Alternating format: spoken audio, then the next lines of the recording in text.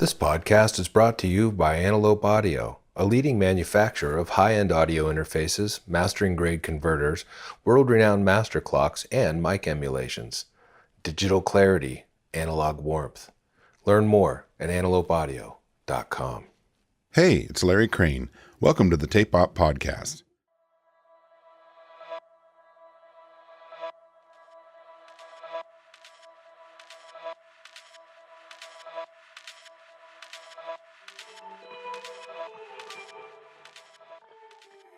Julie Kathryn, also known as I Am Snow Angel, is a producer, artist, sound designer, and advocate for female empowerment in the music industry. Her latest release, Mothership, was recorded in a remote cabin in New York. I sat down with Julie in her studio in New York City for this chat. Enjoy. Wrap around you in sunshine and roses, never let me go, never fly away, honeybee. Yeah. So. That's cool. That is Yeah. interesting. I mean, because the record doesn't have a lot of, like, overt rhythms, No, it doesn't. so to speak. Why? Why Was there a focus? Was there a vibe? Was Well, there it's a funny. So expression? things I had done in the past usually had like some sort of beats on them that Yeah. I put there. And then this time, I don't know how much Patrick told you about it, but I made most of the record in a cabin in the woods. Yeah, I heard that part. And it's like I went without any sort of, people are like, what were your influences for the record? I didn't really have any. You just started. Specific. Did you start with any songs when you went? Some of the stuff was half written, Yeah. but it wasn't really, all of the influences were just kind of emotionally based. I didn't have a lot of sonic influences. And then when I got there, Yeah. I just went into a fugue state, just working around the clock and just kind of made what. How long of a period was that? So I went the first time for 2 weeks and Wow. I totally overestimated how much work it would be doing this album in that way. Or I guess I overestimated my efficiency because I would like go with no one to bounce anything off of. I would just go down the rabbit hole making something for 4 days and then be like, oh, I don't like this at all and get rid of it. So sure. it was really fun, but it wasn't. But that's sometimes that's process. part of it. Yeah. Totally. So then I came back and then I did it again for another about 2.5 weeks. Then I came back and then I did it again for another week. Wow. So And then I still had stuff to do. did you have to do more like editing and finishing things off at home? Yes. Yeah. Did you take all your equipment with you, or Yeah. did you specifically hand pick it, or did you bring your speakers No, I and brought everything? everything. Yeah. Almost everything. I don't think I brought like that huge old keyboard, but Yeah. I brought everything else. Yeah. It Man. was so fun. I mean, I really loved And nobody it. else was coming around or anything. No. Just were you cooking for yourself and just hanging? So I was cooking for myself, and one of the trips in March, actually, there's a huge snowstorm. There's 44 inches of snow. Yeah. And I was Right. so happy because I was like, now, like I'm really like shut off from the world. It makes it quieter outside too. It got very quiet when all that snow came down. Soundproofing. My parents don't live that far away, but I told them not to. They were kind of afraid of me. Mom, I might not shower. Yeah, she was just really afraid I would lash out if she tried to approach me while I was in the creative process. Yeah. So yeah, I was just mostly by myself, and I really didn't want to come back any of the times. I mean, yeah. So anyway, really I cool. guess to answer your question, I wasn't listening to a lot of other music when I made it. I've noticed now that I'm producing for other clients, they come to me, they'll be like, I want a beat like this song, I want to feel like this, I want this. And I didn't do that for this record at all, except for this mix. Yeah, I really didn't, I wanted it to not sound like it was derivative of something else and that I wasn't imitating anything. Right. And I kind of didn't choose it's kind of like a sad, emotional record. That's just what happened. Were you sad? I was. When you're making it? Yeah. Okay. I mean, you don't have to answer. Yeah, I was, but I wasn't. But that wasn't. It's interesting Yeah. because I thought, I actually had said to Patrick at one point, like, I'm going to write this really catchy record, and like that's just not what it. Yeah. What happened, and Right. I had a wonderful time. Do you feel like in a way that it's a stronger thing than stuff you've worked on before? I Because it's think more so. emotional? I think it's more emotional, and I think I had more. What's the word? Yeah, I think I conveyed more emotion through my performance and my writing. What program are you recording into? So usually for more of the sound design elements Yeah. and the writing, I use Ableton. Sure, live. Yeah. And that program, I use it for performance, obviously. And then I got more involved with them. I did some sound design, some presets Right. for them. I don't remember when it was. But over time, I've gotten more and more attached to it. So for writing and for sound design, I just really like it, how quickly you can do things like reversing vocals and re-reversing them and all that, and warping things. It's so performance oriented. You know, compared to a recording. I mean, because totally it will let you do is, things and you faster. can loop things so quickly, and it's just so and then when it comes to tracking vocals, I use Logic.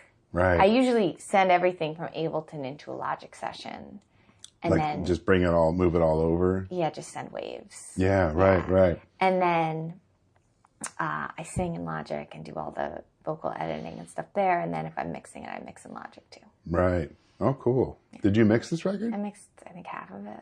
Who else was working with you on it? Ari Raskin. Yeah. He did 2 tracks, and Travis Ferentz. And then I ended up mixing the rest of it just because I like how my mixes sound. So it was those initial tracks I sent to them. And I have a hard time sometimes letting go of a mix, which was the other motivation for getting the final mix done elsewhere, because I get so obsessive and I can't let it go. And if somebody else is mixing it, I'm more likely to be like, okay, it's done. Yeah. But then I guess I just decided to get obsessive and I wanted to mix the rest myself. So I picked Travis because I heard this Lo Fang record and I liked the way it sounded, and I saw who mixed it and I reached out to him. Oh, fun. And and you were mixing remotely, like just sending I files would just off send files, and he's in California. Yeah. And then Ari actually is someone who taught me how to mix here in New York. Oh, cool. So he's someone I met through my Ableton mentor. Her name's Erin Barra. I don't know if you've heard of her, but she's a professor at Berkeley now. She does a lot to advance women in music production and teach songwriting and Ableton combined and stuff like that. She's really amazing. And she had worked with him for a long time. He had mixed stuff of hers. And at one point, she recommended me to him because I wanted to take mixing lessons because I was mixing. And the stuff sounded actually pretty good, but I felt I don't have a background as a mixer or an engineer or anything like that.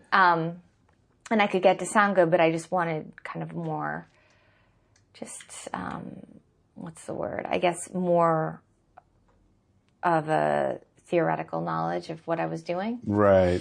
And so there's so many different angles to it. There are a lot of different angles, and there's more than one way to do it and all that stuff. And I also really think it's an art as much as it is a science, because I think, that's just the way it seems to me. But I learned a lot from him. Yeah. And I also had him mix a few tracks. Right. That's cool. Yeah.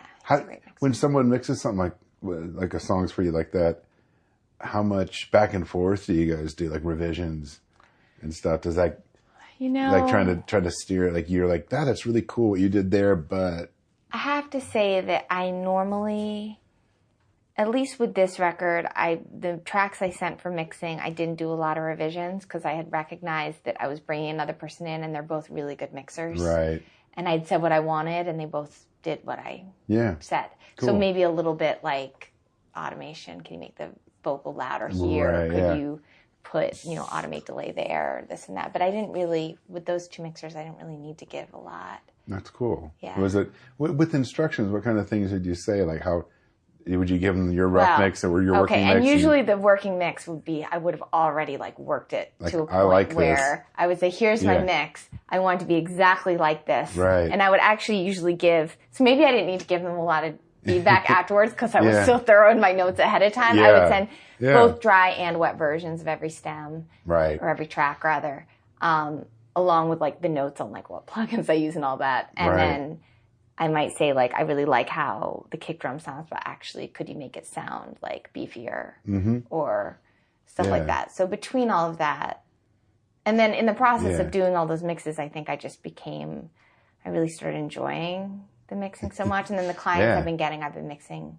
I started mixing for them a lot. So then I just kind of got into the Well, it's mixing. building more and skills more. up. Yeah. I mean, certainly, you know. Yeah. And the larger variety of things you work on, the better your skills will be It's true. too. Well, that's what's helped me a lot with working Yeah. with other artists. Yeah. Because they bring stuff to me that I never would have made myself. Right. Yeah. I mean, and to what extent? That was one of my questions. I'm hardly even referring to my questions, but you know, with collaborations or production work you're doing, where do let's see, how to put it.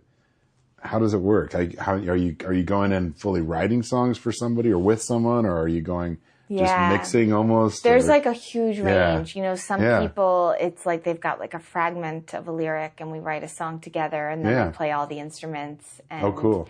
we track all. And I generally, with the clients, as I said, I do engineer. I engineer and play everything and mix everything. Right. So it's exciting Yeah, because I get that's to cool. learn how to do all that. Yeah.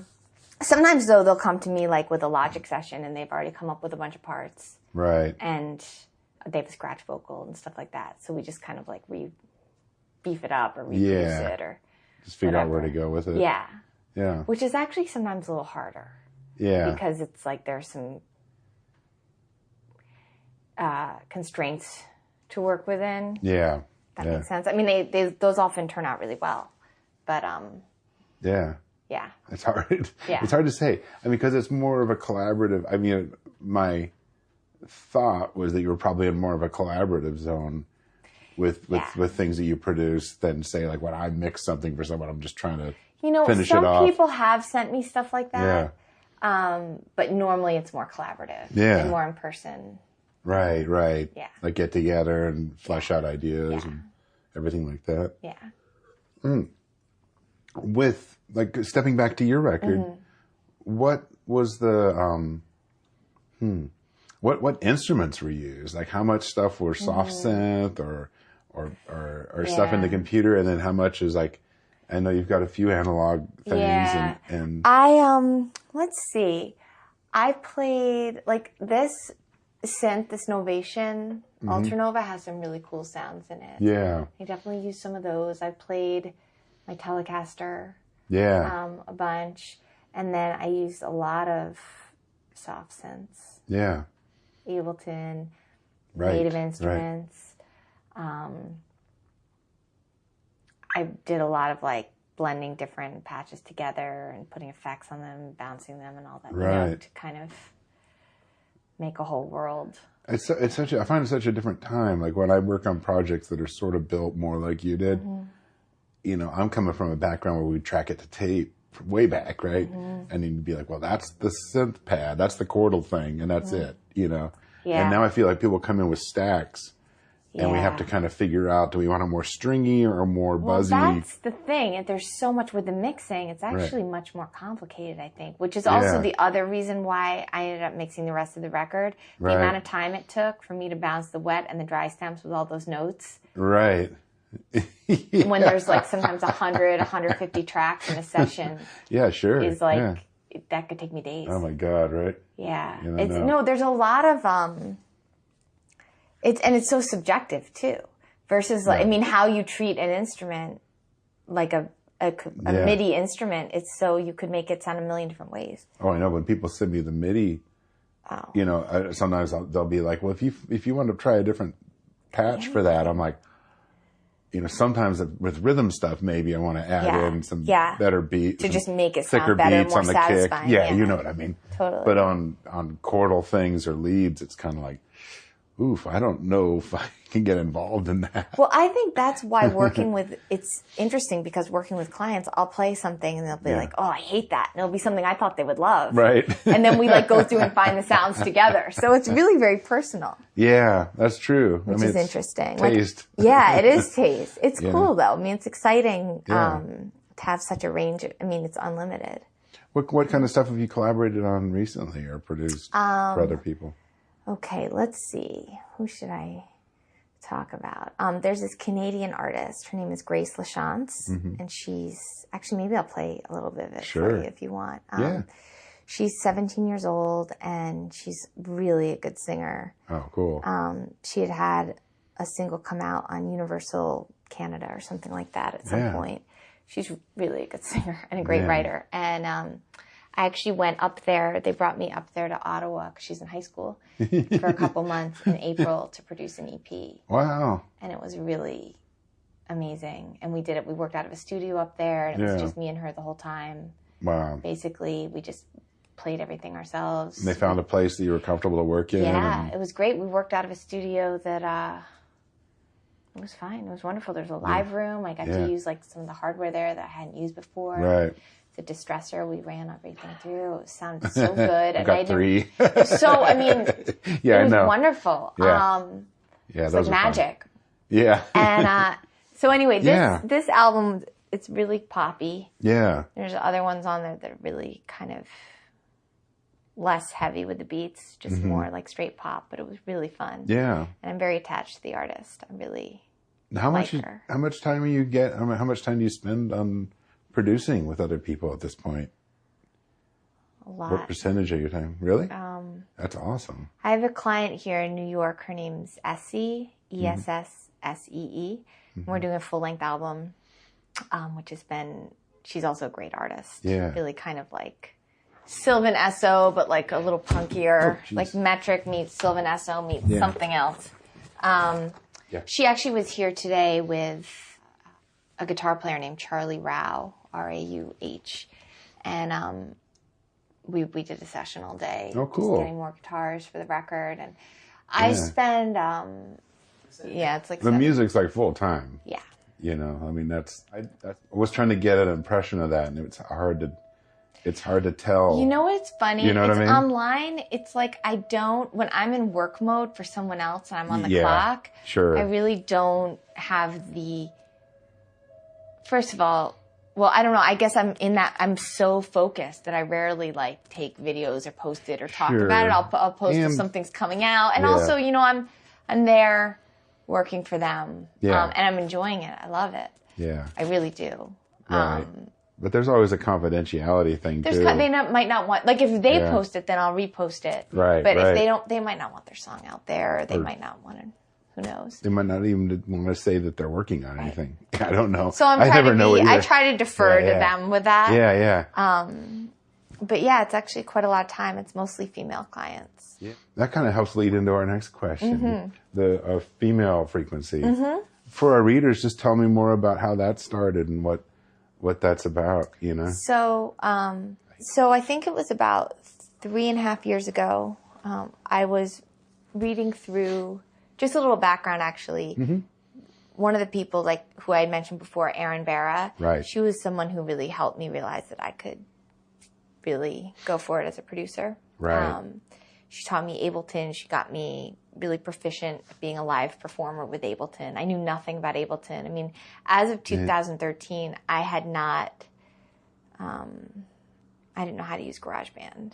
I didn't know anything, you know, and then I started making demos and they sounded really good. I played them for some people and then I realized I started getting them mixed and they sounded great as records. I started performing with Ableton and so I already knew that connecting with other women who were on the technical side of things was very helpful. Yeah.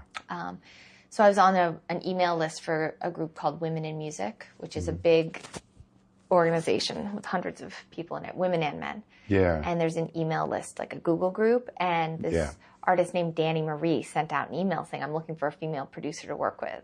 And this has like hundreds of people on the email list. It's in New York City. And I was the only person. And at that time, I was producing my stuff. I had done a few little things or contributed to things here and there, but I wasn't, you know, anyway, I wrote back saying, well, I'm a female producer. Sure. I could do it. And she was like, well, that's great. You're the only person who's written back. Jeez. And that's not to say there aren't other female producers, but maybe they didn't see the email, maybe they're busy, whatever. But there definitely weren't a lot of responses. So we got together and started thinking, as we were talking, wouldn't it be cool actually to make an album that's just made by women, the whole thing, like all the instrumentation, all the writing, all the production, the mixing, the mastering, the PR, everything, which is... I saw that on the website. Yeah, which is not super common. And that's what we ended up doing. And in the process, we started having some events and we had a fundraiser, but we also started having some workshops for women where female producers or performers or whatever would come in and share their experience or how to run live sound, how to do live looping, all different types of things. Sure. And just a community of women developed around that, and people have connected That's through it good. and met each other. We made our Yeah. album, Yeah. which I produced, which was it was a big thing for me. That's awesome.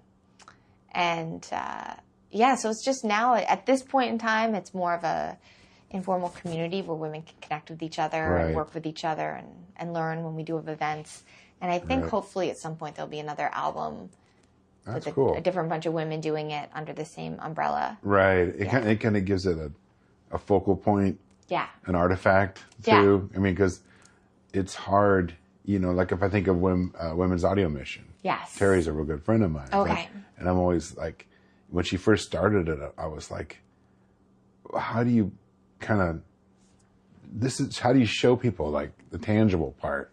You know, what is it? You know, well, there's workshops and there's like, okay, good. And you have to have something to. Yeah. And I will say Yeah. it's difficult to keep a community, keep the momentum going as far as Yeah. like tangible products. Sure. But yeah, I'm very proud to have. Doing events. Yeah, is doing really a events are special really thing. great. And Yeah. the two other founders, Danny Marie is the one woman I mentioned, and there's Yeah. another woman, Claire London, who founded it. Right. They're both really great. Claire is in LA now, and Danny's here. And Danny really has put a lot of work into the community. Yeah. And me less so, because I feel like I'm guilty of just like wanting to be making beats and playing Oh, yeah. stuff and Well, right. Like I have a hard mean, time sometimes getting out away from my stuff. Right, but you're busy too. Yeah, and I'm busy. You know. So I think I'm not as involved, honestly, at this point as I'd like to be, and I Yeah. want to change that. I've been doing this forever, and I feel like I see a shift, especially with technology, where women are less apt to be, you know, more likely to be involved in it, is what I should say. Whereas I used to think, you know, you go into studios and you're like, when do I see like a female engineer at the console and the tape deck? Like I knew Sylvia Massey and I knew a couple other people, and I'd be like, I mean, I think it's such a, like I said, there is something about the visibility of seeing other women doing it. So Yeah. I think that what was going on in that situation was yeah, you just don't, it just doesn't even occur. I mean, the reason I hadn't, I think as a musical person, Yeah. production's my greatest skill. And I didn't Yeah. even think I could run GarageBand because I didn't know any other women Right. who were producers. And Right.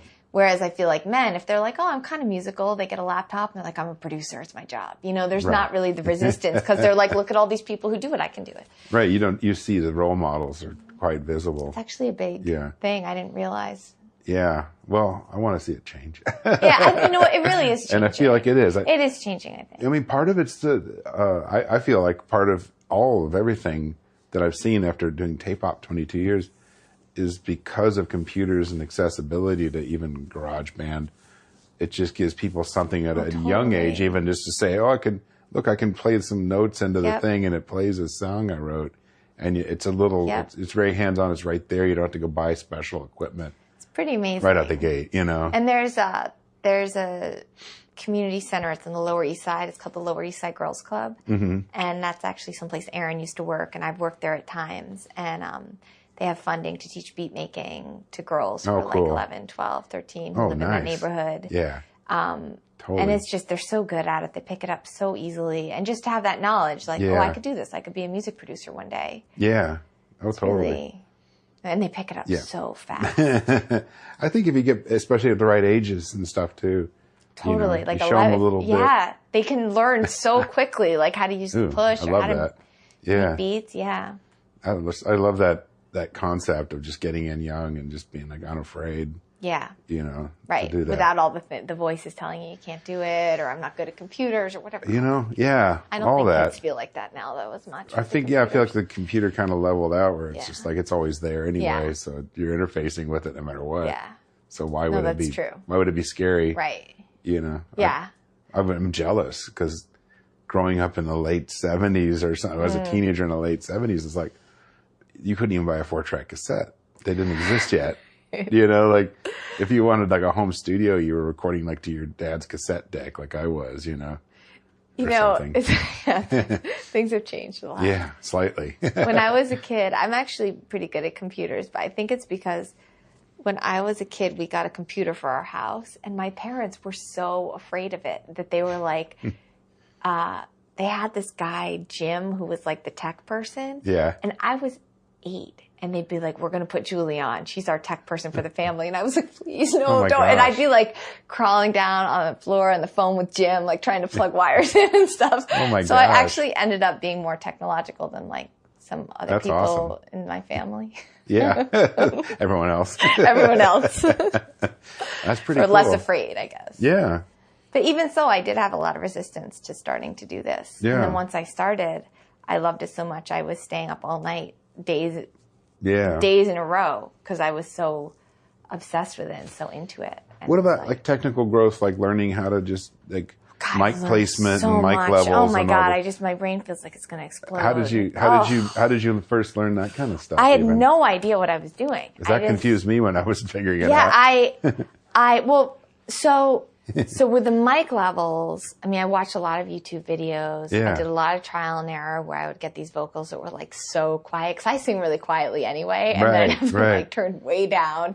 And then I just, somehow it like started to click in for me a little bit. Like I think also the more I learned about mixing, about bouncing stems, because it's important to me to do things if I'm going to collaborate with someone in a way that doesn't make it difficult for them, and I hope the same will come back to me. So even when I didn't really have a super firm, technological understanding, I wanted to bounce my tracks if they were going to get mixed in a way that was really professional. Yeah. So I think I started learning that like, they should be bounced, at some place peaking between like -6 and -0.5 or whatever it was that I learned. I thought, well, that's a level it's supposed to be. Maybe I should learn how to set the controls on the mic and everything so that that's kind of where it's peaking. Right. So I think that was helpful for me. And also just trying to mix my own stuff and seeing what a pain it was when things weren't at the right levels. Or tracking wasn't quite sounding right. Tracking wasn't initially. sounding right, Yeah. and the guitar, so much. Same thing with the guitars. Yeah. And then like learning like plugins, what plugins to use and how to use them. I didn't have the background of ever having used any of them in a hardware setting, like the hardware versions. Right. Of them. Yeah. The real. And I didn't even know what they did. I didn't know. Like what's a compressor? What's an equalizer? Things. But like I just was so desperate to learn, just so like thirsty. I've never been like this with anything before. Looking back the rest of my life before I started producing music, I was actually pretty apathetic about everything. Really? Like, I was like, Did you I liked did you it. study things or go to college? Yeah, I went to Cornell. I studied psychology. I went to Columbia for graduate school. I got a master's in social work. It was, and I was like moderately interested in those things. Yeah. Maybe not even moderately. Maybe like reasonably interested. Mm-hmm. But compared to how I feel about this, it was like apathy.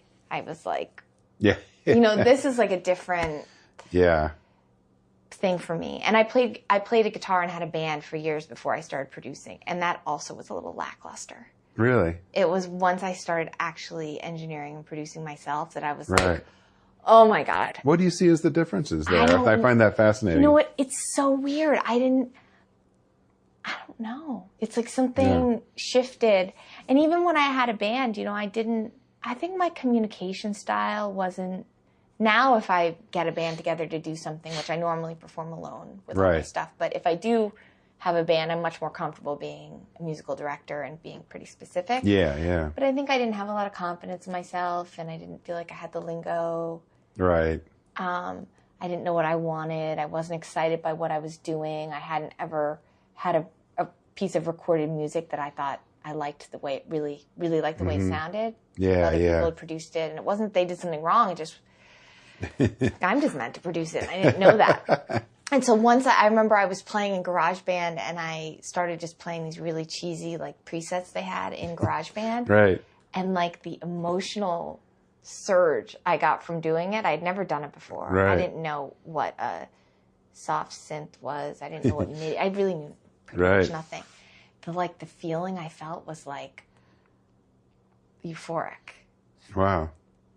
Because it was just all coming from I don't know. I think it's something. I think I prefer to interact with a computer musically, and I do collaborating with people. But I really, and I use a lot of music theory and traditional songwriting in my productions. I'm not a producer who relies heavily on if I do use samples, I make them myself, or Right. generally. Right. And my songs have chords and Right. Well, you feel like you could kind of, like you just showed me with I'm sorry, the bee song. Oh yeah, Honeybee. Honeybee, sorry. With that song, you showed how that song could be presented in a very different way. So the core of the song is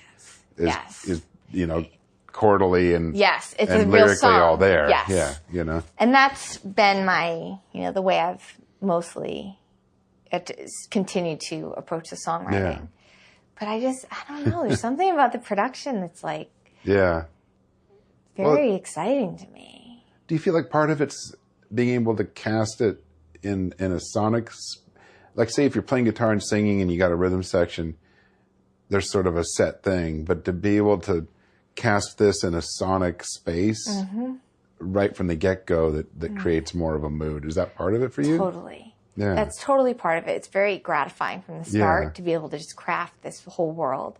I also think when I was a kid, I had such bad anxiety. I was like really anxious, and it was really kind of catastrophic in nature, like a lot of really extreme fantasies about doom and death, and I just couldn't get a handle on it. I was really kind of tormented by that, and that's not how I am now. And I think over time, I've like come to see that was like a misdirection of my imagination and my creativity. Right. And so I think being able to, it's like all of a sudden there was this like limitless landscape. A place to put that. For me to just put all of my imagination. Yeah. No, that I didn't know was there. I think I experienced the same thing, like listening to Eno records and things and going, oh, there's another way to just... There's a way to express this sonically and creatively that isn't like just sitting there like ruminating. There's something you can put into it. You can build a place to go. So I think that's part of it too. Yeah. When you look back at some of your like frustrations, like early on, like say playing in a band and then starting to learn more, do you bring some of the memories of that when you produce and work with someone else, like to think like, oh, how they're expressing things to you and remembering how you felt back in the...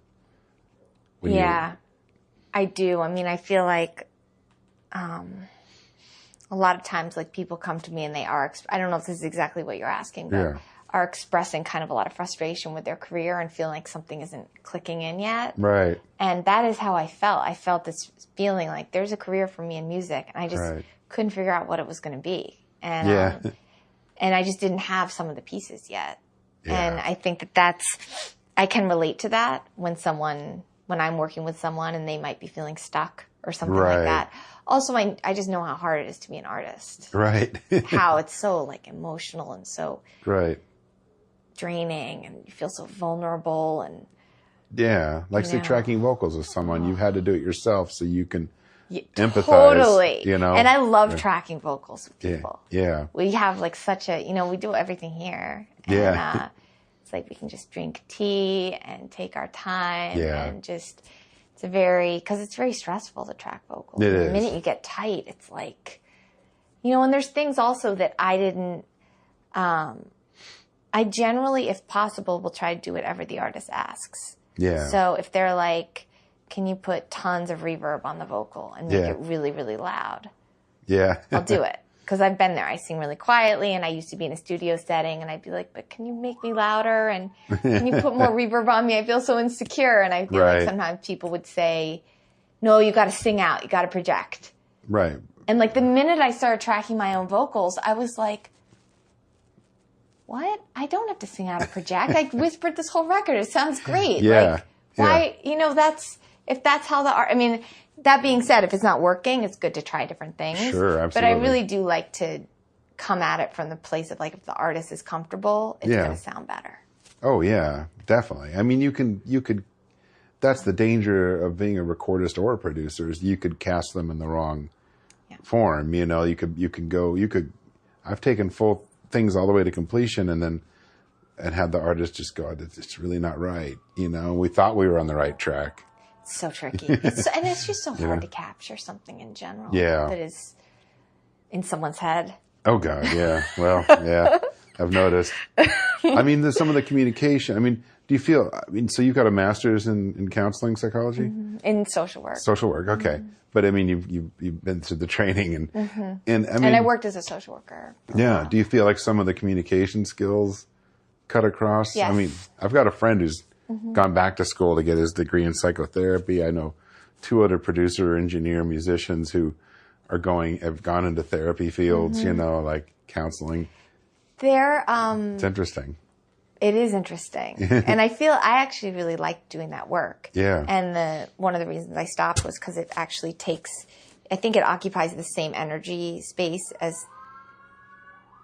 the creative part of my brain. So Yeah. I was just so drained. I didn't have a lot left. But when Yeah. it comes to actually collaborating and working with artists now, I think the fact that I'm a social worker, which I actually don't really ever tell anyone. Yeah, I don't know yeah. why. It's not a secret. It just doesn't seem like I don't normally talk about stuff like that. Yeah. But I do think it's helpful. I'm very comfortable if someone can come in here with a really full emotional plate and they don't have to hide any of it. I'm not Right. defensive. I'm not. Yeah. Yeah. I think that it's a very, for lack of a better expression, like a safe space for an artist to work with me. So Yeah. I think that might be partly related to that.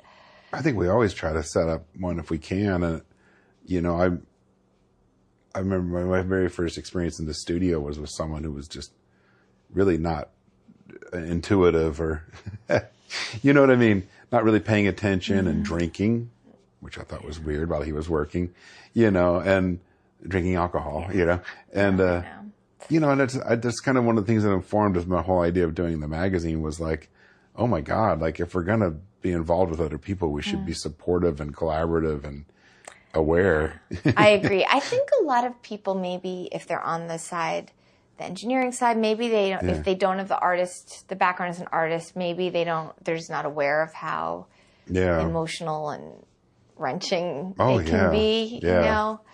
I'm not sure, but I've had the same types of experiences where people have been like smoking weed and looking at their phone when they're supposed to be tracking my vocals, and I'm in the vocal booth, like, you know, crying.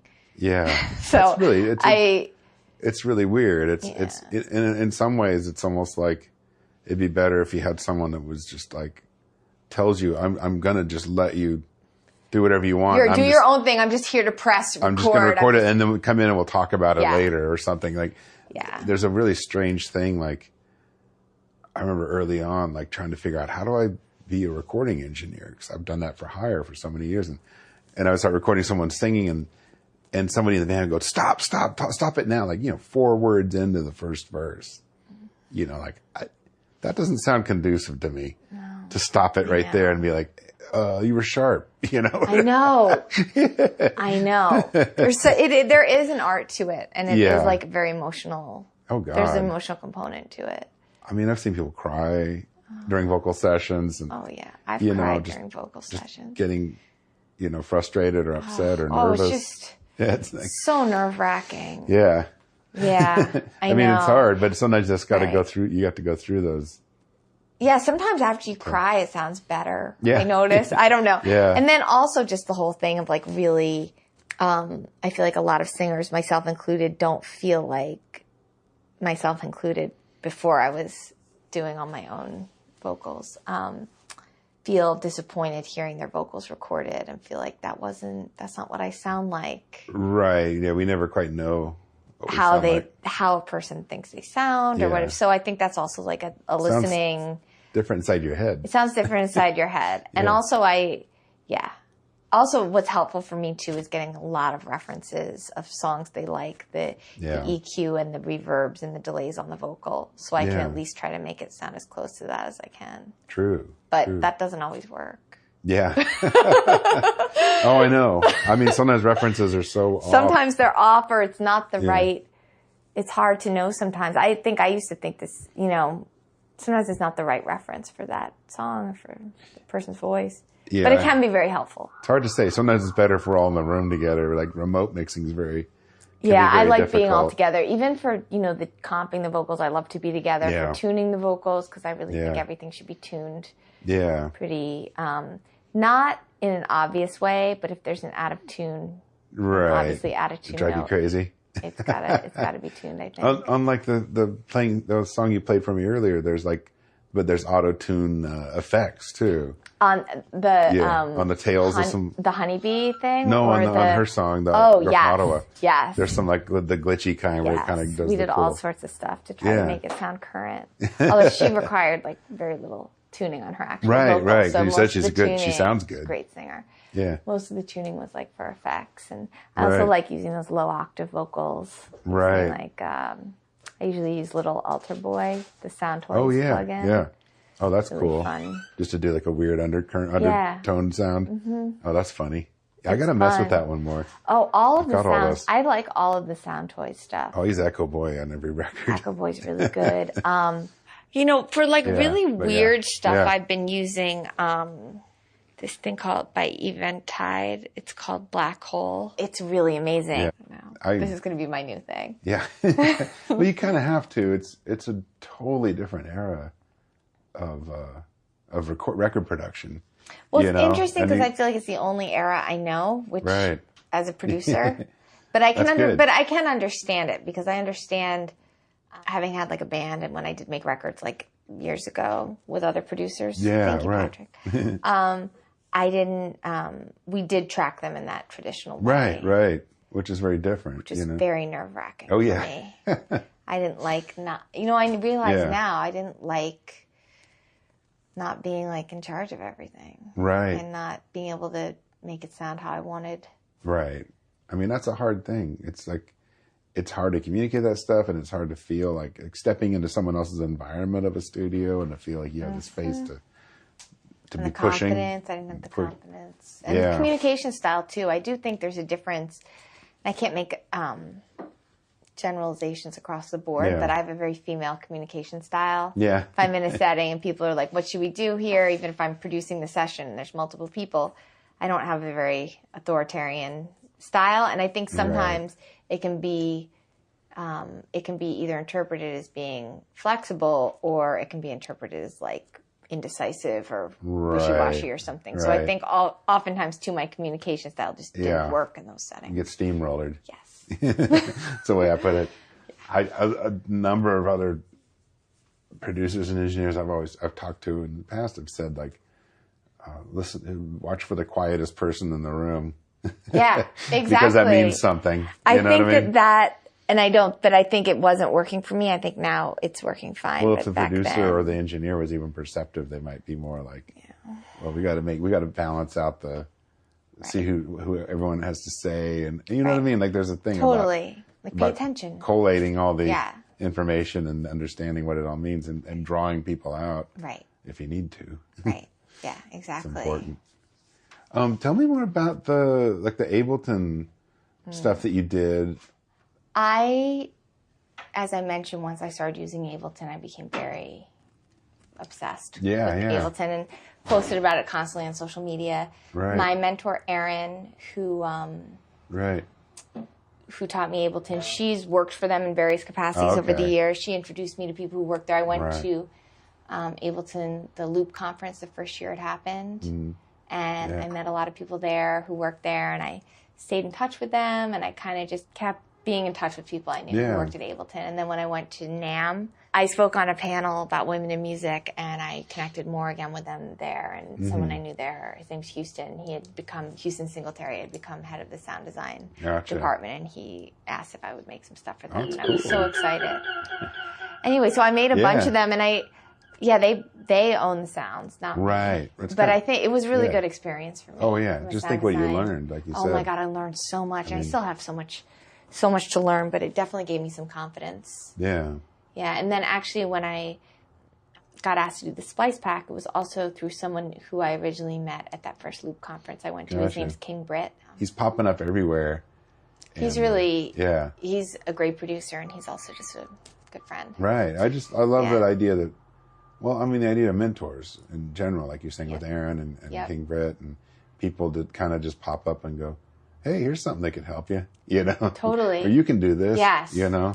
It's That's important. interesting. And I think that it's like, that spirit, trying to be able to like be in the middle, like I can help people and people help me, and it just feels like I'm part of a community. Yeah. That's really nice. Yeah, I mean, I think too many times people look at music as being competitive because of the music business side or something, some kind of fallout from that. It's like a scarcity mentality too, that there's that there's like such a limited, you know, I think artists are raised in this like scarcity mentality of like, you got to beat other people out, and there's not enough room for everyone. There's barely enough room for like, you know, for anyone. Yeah. Then go look on, you know, go scroll through Spotify or something and see all the music that's available. Right. Well, that's and that's not even all of it. Yeah. Yeah. You know, it's true. It's just kind of funny. Like, why do we adopt that battle of the bands, you know, kind of mentality? I know. I've become over time, I've really become like adverse to that type of competitive attitude, because you can still aim to be really, really good at what you do, and that doesn't have to do with how good someone else is at it. Yeah, right.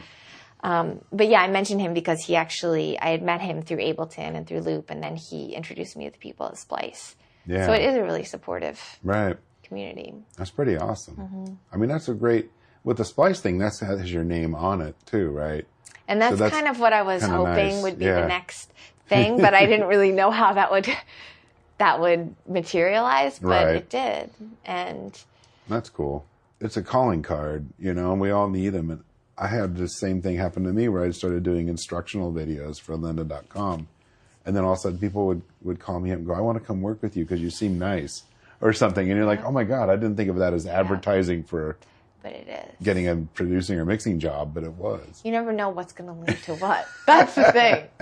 That's the truth, never know. Right? Yeah, I find that interesting because, you know, that the danger at that point is probably saying no to things sometimes because some initial reaction. Yeah.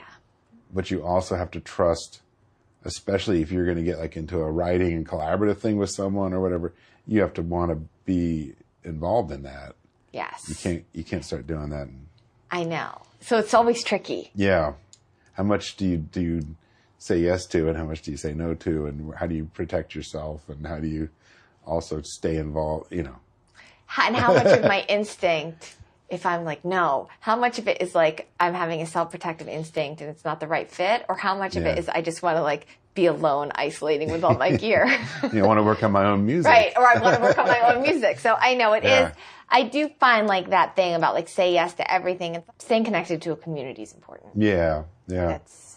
Because it can be so solitary. Building something around yourself too. Yes. It is a community. Yes, that too. Even if it's not all in the same place, whatever. Supportiveness. Right, yeah. People you can ask questions of. It's so important because you're just alone sometimes. Oh yeah. For so long. It's true. It's true. It's a very different thing. Well, what's next on this record? Comes out in January? Yeah, so I'm going to put out the 2 versions of Honeybee on October 26th. Okay. And the album will be coming out in late January. Yeah. I'll be doing a show. And those are like the big things on the artist side. And then just continual production. Yeah, continuing to work on stuff. Yeah. Any kind of like wild goals or anything? There's a couple anything you want to things. Learn? You know, all that God, stuff. I have so much. I feel like I'm just constantly learning. In the near future, I'd like to be doing more remixes, and I'm actually kind of hoping that some of the sound design work and the Splice Pack would lead to that. Because I really love remixing, and I haven't done it that much, but even just my recent remix of my own song was so fun. Yeah. And there's such a creativity in it because there's really no right or wrong, and people are asking you to do it because they actually want your artistic take on it. So right. It's different than a mix. Different than a mix. People are nitpicking it. Totally. It can be totally weird and totally, you know, it's kind of. Those are fun. Yeah. So I'd like to be doing more of that. And then also I'd like to, a lot of the stuff I've been making is pretty cinematic, as I'm sure you've noticed. Yeah. I'd really like to score something that's visual, like a film or a TV show or something. Right. Oh, that'd be cool. Yeah. It'd be a fun gig. Yeah, it would be a very fun gig. So I guess that's something hopefully is going to happen at some point. And maybe some more packs of cool sounds. Yeah, I would do that again. So this one's called Dream Pack. I think the next one will be called Ice Pack. Ice Pack. Yeah. This one was going to be Ice Pack, but then I couldn't get it What, it didn't sound icy enough. It was more dreamy, and the artwork didn't look icy, and just the whole thing I couldn't get together. Yeah. It was more dreamy.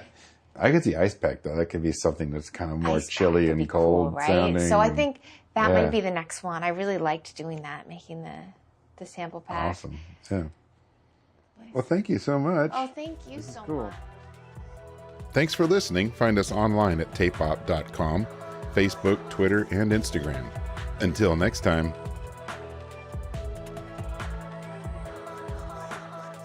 And finally, folks, this interview was recorded using the device audio interface from DPA microphones. It's perfect for great sounding recordings on the go.